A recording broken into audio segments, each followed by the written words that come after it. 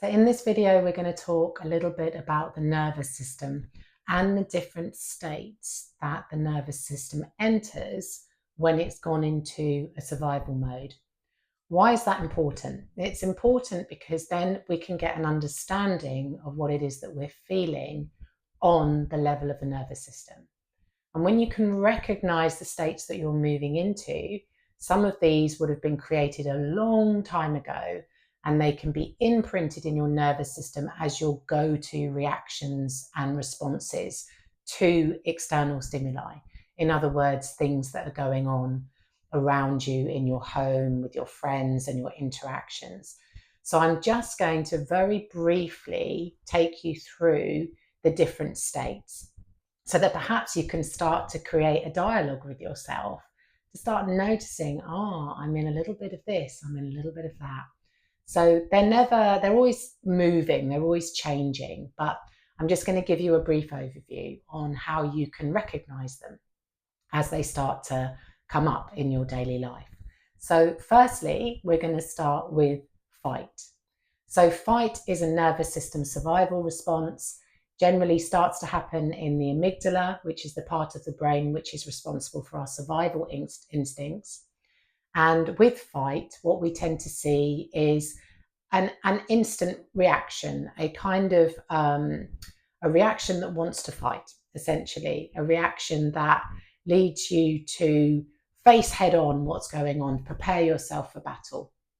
So the fight state is very fast, it's quick, it's hot, it's often described as heat in the body as it arises, and essentially what it's doing is preparing us for battle. So you may find that when something triggers you in your external environment, your immediate reaction is to move into a fight state. And then we have flight.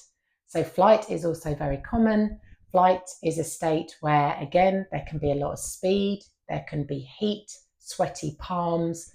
When something is triggering you in your environment, you may suddenly feel like, I've got to get out, I've got to run away, I can't cope.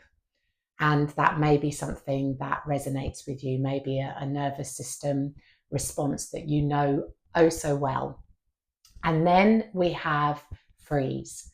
So freeze is much slower, it's a lot more heavy.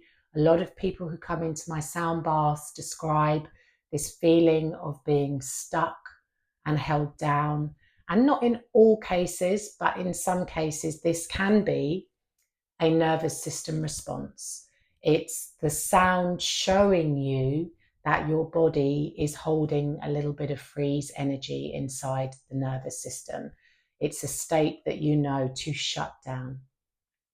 So when this happens in your external environment, you don't fight and you don't flight, you don't run, you just freeze.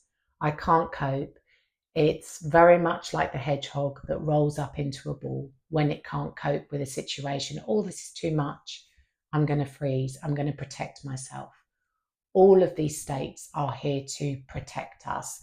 They're not enemies. They're actually friends.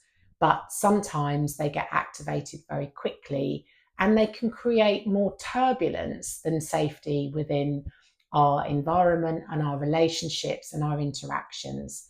You know the person, you've met the person in your life where you need to have a conversation with them. You may come in with a little bit of fight energy, kind of, we need to talk about this. And what do? They shut down.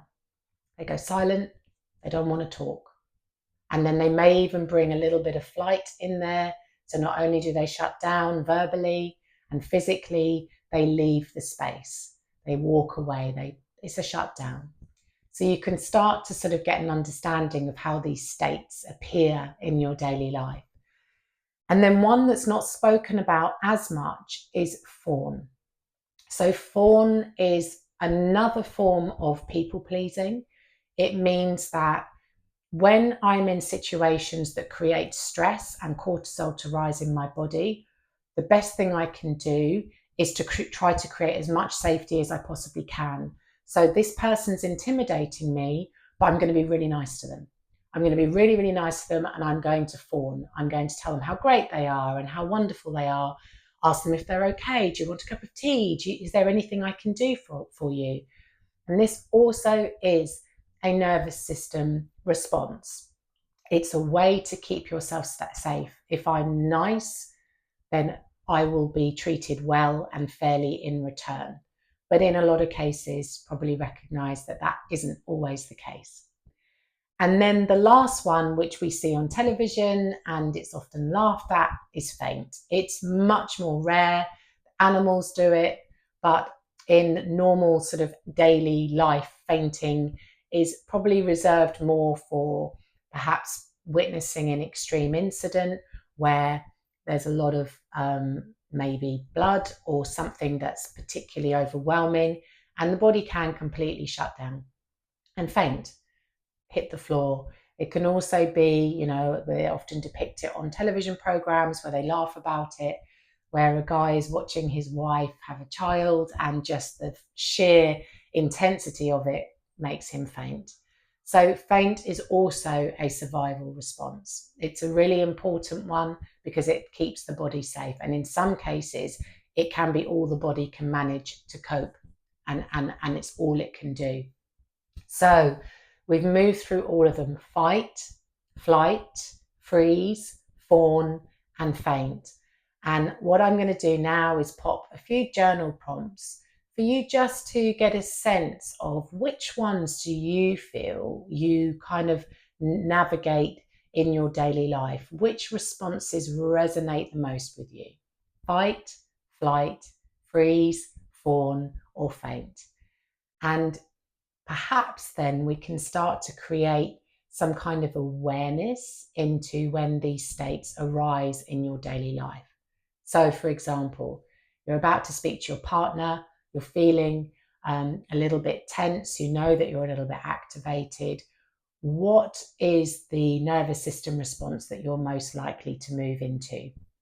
Do you notice yourself going in with fight and then shutting down and going, oh, I've had enough, I can't be bothered with this? Just noticing.